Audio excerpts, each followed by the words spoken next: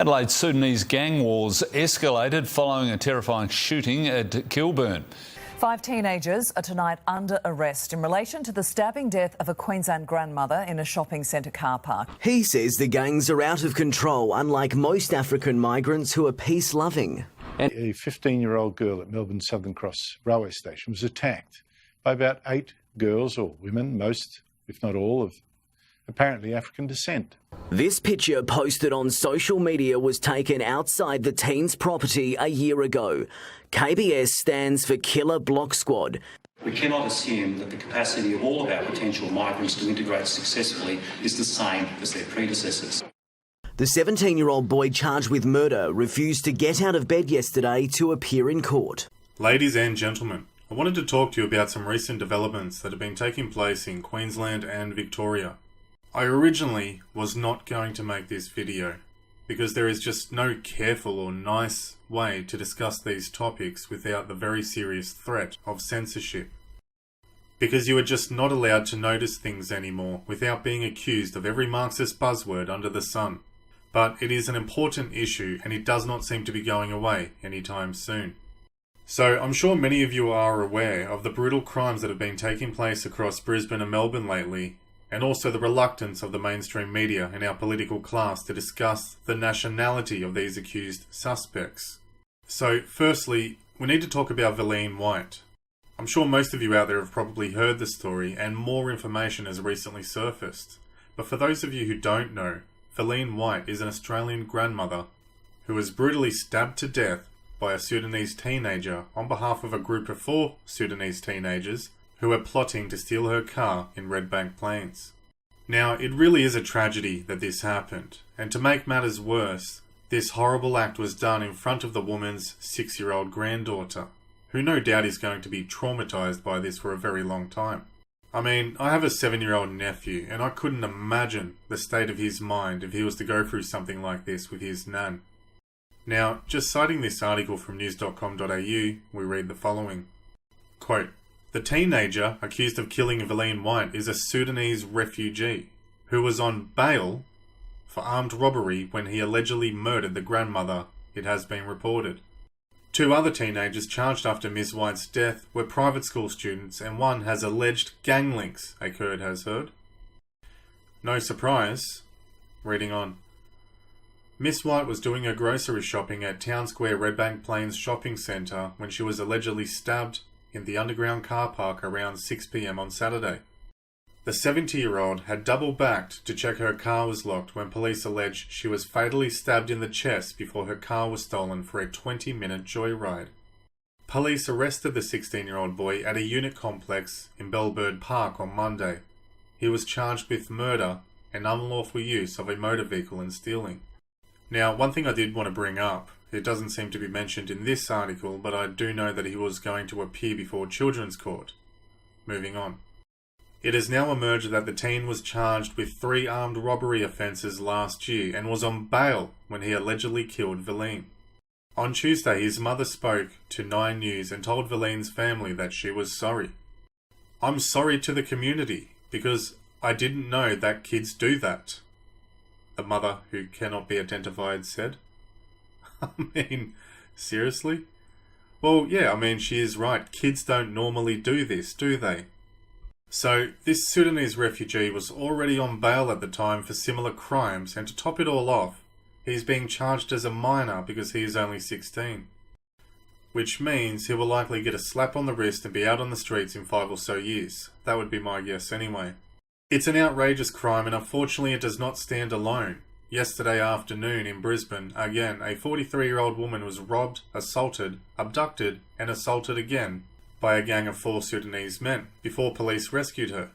At first, the media didn't identify the nationality of these people, but after a little bit of digging, it was revealed the identity of the main person involved was of Sudanese origin. And this is all less than a week since the brutal murder of Valine White. For noticing this sort of stuff, you'll be accused of being racist, and I'm sure you'll even find these people in the comments section below, claiming I'm a bigot for noticing skin colour. Using that sort of logic seems to be their favourite argument, despite me never mentioning skin colour at all. "Oh, what about the crimes being committed by white people?" they will declare. As if there is even a comparison, because there just isn't. It's just a matter of fact that people from certain countries are more prone to crime, violence, and acts of aggression. Whether this is because of an environmental impact, a cultural element, or a racial element, I'll let you guys decide, and I'm going to keep my opinion to myself. In a minute, I'll talk to a politician who tried to warn us, who said some cultures don't fit in well with ours, and some people from war zones, tribal, third world countries would struggle to do well here.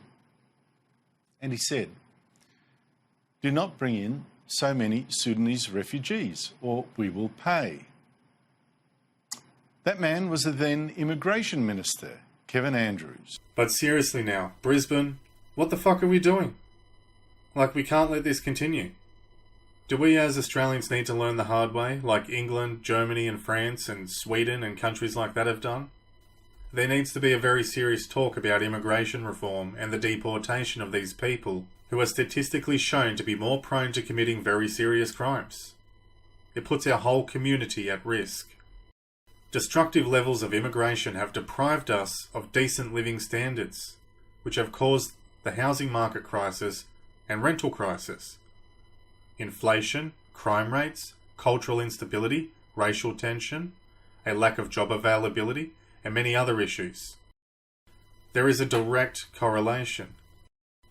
Anyone who criticises me or anyone else for saying this sort of stuff, saying things like, "Oh, I'm racist," and "Oh, how dare I notice skin colour," these are all fallacious arguments and they need to be called out.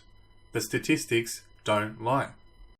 And deep down, we all know what towns are safe and what towns are not safe, okay? We all know that deep down. There's places you do go and there's places you don't go. We all know that. There has been no real serious backlash in the media, and apart from the grumblings of a few angry people on social media, nothing really seems to be happening. Hate has no place here. Racism has no place here. Claire O'Neill, the abomination that she is actually calling to increase immigration into Australia. City councils and think tank groups are lobbying for more money to be given to African community leaders in an attempt to try and prevent youth crime, because, you know, that worked really well in Europe. Pro-migration groups are even holding rallies in support of diversity across Brisbane and Melbourne, saying things like, "We are all in this together," which is bullshit. I'm sorry, but we are just not. There is a very real element to this that is not being discussed by the media. But according to the government's own statistics, people from countries like Sudan and Somalia are just 30 to 50 times more likely to commit very serious crimes than Australian people are. And I'm sorry if you don't like it, but it's just a fact. Why do we need to accept the asylum of these people coming from these countries? If they were truly oppressed and unsafe, like we are starting to become, why not go to a place closer to you that is safe? I mean, they have to pass through like 4 countries before they even get here most of the time, and most of them are Islamic. What the hell are we doing, Australia? Oh, but the food is good, right? No, it's not. They don't even have bloody food, and neither will we soon if this inflation continues, which has a direct correlation to our destructive levels of unsustainable, unchecked immigration. Also, the general attitude from these families of these criminals is just unredeeming. Like what I read before from that other woman. "Oh, I didn't know kids did that." You know, like, keep a better eye on them. Raise them. Where's the father? Back in 2018, upon another wave of Sudanese youth crime in Brisbane, because there's been a few, they interviewed the mother and asked, "Why is this so rampant?" She responded by saying that Centrelink money was just not enough to keep her children away from a life of crime. In an interview with The Current Affair, she said the following, quote, "The Centrelink money is not enough. Sometimes I cut off their entertainment," the Brisbane woman said. She said her son thought, "If mum was not always giving me money, there's no pocket money, then maybe I have to find a way of stealing it and getting my own money." Her eldest son has spent time in prison, but details as to why he was arrested cannot be released due to legal reasons. Miss Oya says her son was in a gang before his arrest and would organise meetups with other members on social media. I mean, how would she even know that? In hindsight, did she figure that out, or did she know that this was going on all along? If you can't get a job in this country with the amount of wokeness in today's society and the amount of affirmative action quotas there are out there, then I'm sorry, you have no ability to assimilate and have no business being in this country. Simple. I really don't know what the long-term answer here is, guys, but one thing is for sure. Immigration reform has to be a popularised talking point in mainstream culture again. And anyone who tries to shut down this conversation as being racist, these people need to be put in their place and ridiculed. This has nothing to do with hate or skin colour. It's now a matter of national security, the weaponisation of our culture, and the freedom and prosperity of future generations. This message, believe it or not, is coming from a place of love. The very basis of nationalism is one of love, because it has everything to do with the admiration of one's family, culture, nation, heritage and blood, and the willingness to defend it and care for it. Anyone trying to use fallacious arguments to silence this conversation ought to be exposed. And I also suspect political parties like the ALP are using migration as an election tactic as well. All of these parties seem to be in favour of it. I mean, just look at who donates to these political parties. That will give you a very good clue as to why they push this. But the ALP really seem to be tripping over themselves with pushing it to the brink of destruction.